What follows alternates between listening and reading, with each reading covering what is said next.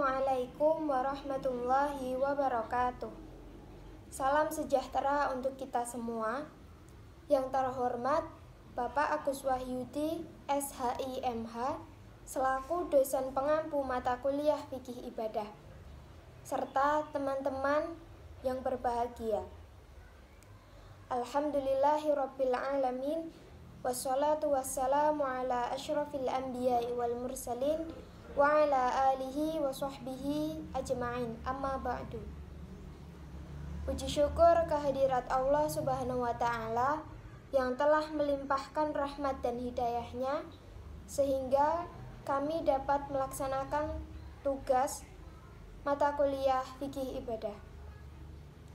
Tak lupa sholawat serta salam kita haturkan kepada Nabi Muhammad Sallallahu Alaihi Wasallam yang kita nantikan syafaatnya di yaumul qiyamah kelak. Di sini kami akan mempresentasikan hasil diskusi kami, yaitu mengenai tentang definisi fikih, urgensi mempelajari ilmu fikih, serta pengaruh fikih ibadah terhadap ekonomi.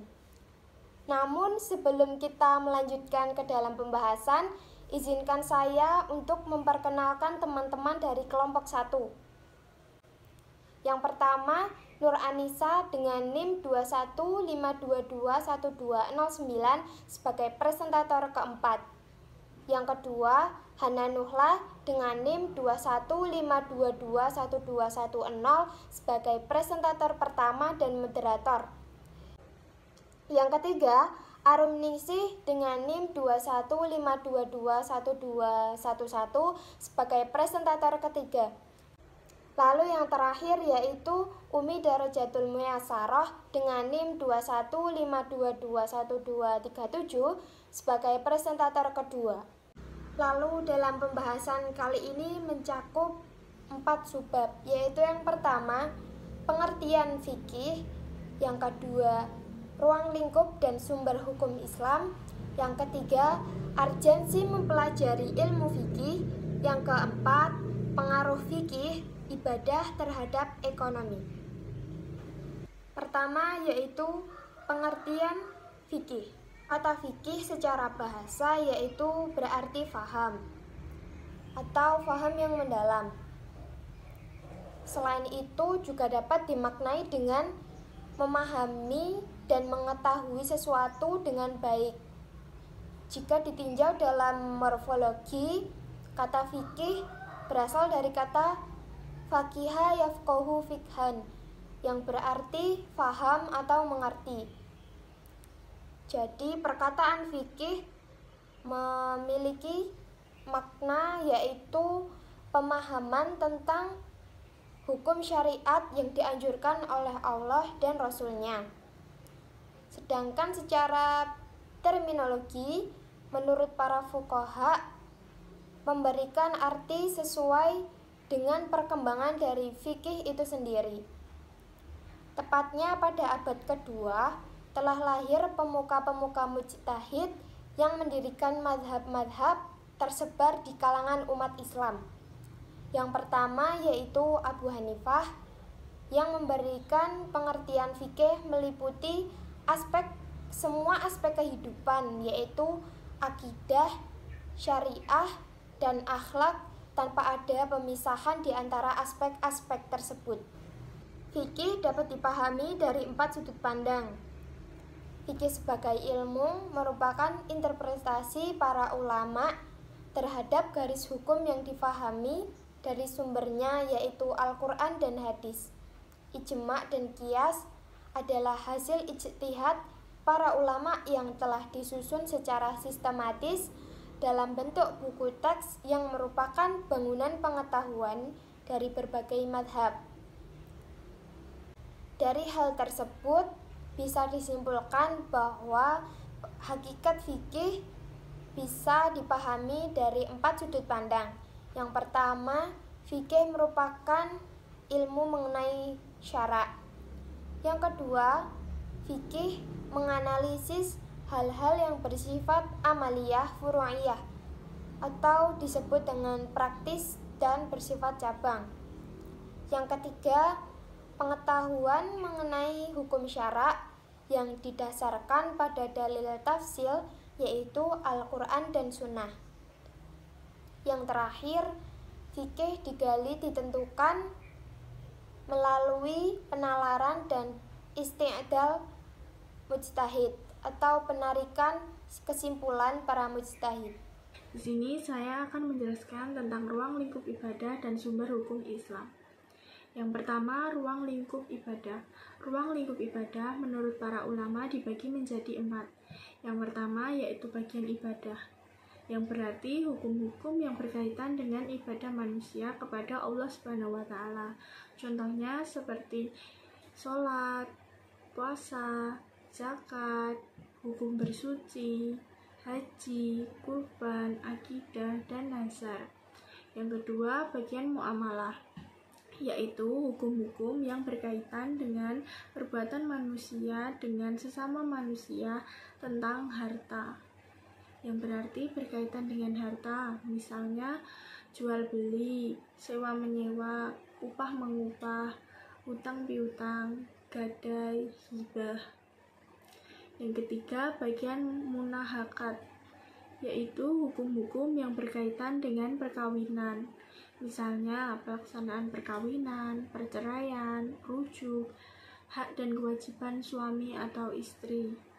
Yang keempat, bagian jenazah, yaitu hukum-hukum yang berkaitan dengan tindak pidana, misalnya hukum membunuh, melukai, mencuri, merampok, dan minum minuman keras. Yang kedua yaitu sumber hukum Islam. Ada banyak sekali sumber hukum Islam. Yang pertama adalah Al-Quran.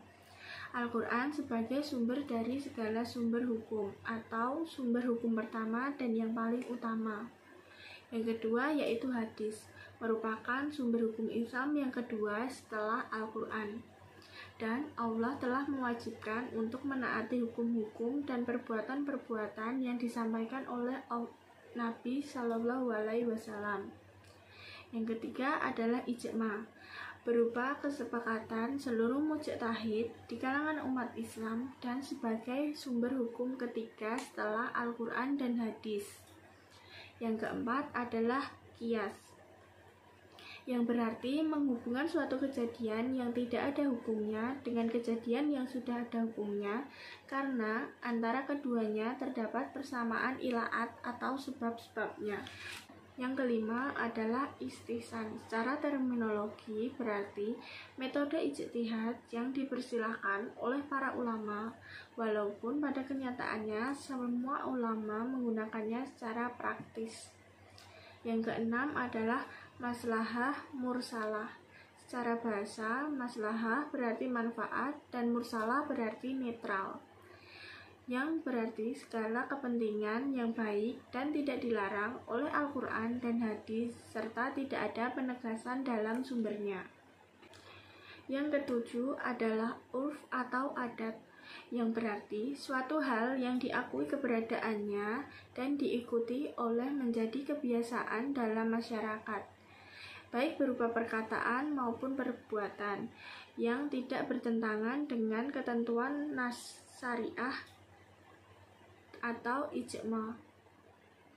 Yang kedelapan yaitu istishab, yaitu membandingkan sesuatu dan mendekatkan atau adanya hubungan atau mencari sesuatu yang ada hubungannya. Materi yang ketiga adalah urgensi dalam mempelajari ilmu fikih. Pentingnya dalam belajar ilmu fikih karena merupakan salah satu cabang yang berpengaruh terhadap nilai ibadah seseorang, serta ibadah dalam agama Islam yang sangat erat dalam hubungannya dengan pemahaman mengenai fikih. Beribadah dikaitkan dengan takwa di dalam Al-Quran. Maknanya ialah melaksanakan perintah Allah serta menjauhi larangan Allah. Maka orang yang bertakwa ialah orang yang melakukan hal tersebut. Inilah yang dimaksud dengan ajaran amar ma'ruf nahi munkar, yang merupakan ciri orang yang bertakwa dan berperilaku mulia. Yang keempat yang akan kita bahas yaitu pengaruh fikih ibadah terhadap ekonomi. Pengaruh fikih ibadah terhadap ekonomi ini terbagi menjadi 5 asas. Yang pertama adalah tabadul al-manafi, yaitu segala bentuk kegiatan muamalah harus memberikan keuntungan dan manfaat bagi pihak-pihak yang terlibat. Asas kedua adalah asas pemerataan dan keadilan, yaitu asas yang berupa prinsip keadilan dalam bidang muamalah yang menghendaki agar harta tidak hanya dikuasai oleh segelintir orang, sehingga harta itu harus didistribusikan secara merata di antara masyarakat baik kaya maupun miskin. Asas ketiga adalah keridhaan dan kerelaan. Asas ini menyatakan bahwa setiap bentuk muamalat antara muslim atau antar pihak harus berdasarkan kerelaan masing-masing. Asas keempat, yaitu adanya penipuan atau dapat dikatakan asas kejujuran dalam bertransaksi. Asas kelima, yaitu asas kebaikan dan ketakwaan yang dalam hal ini muslim harus melakukan segala hal untuk kebaikan dan peningkatan ketakwaannya kepada Allah Subhanahu wa Ta'ala. Baiklah teman-teman, demikian presentasi dari kelompok 1. Apabila terdapat penyampaian yang kurang berkenan, kami mohon maaf yang sebesar-besarnya, dan apabila terdapat penjelasan atau pembahasan yang belum dapat difahami, kita bisa berdiskusi di kolom komentar. Terima kasih, saya Hana Nuhla selaku moderator dan teman-teman kelompok 1 mengucapkan terima kasih banyak. Wassalamualaikum warahmatullahi wabarakatuh.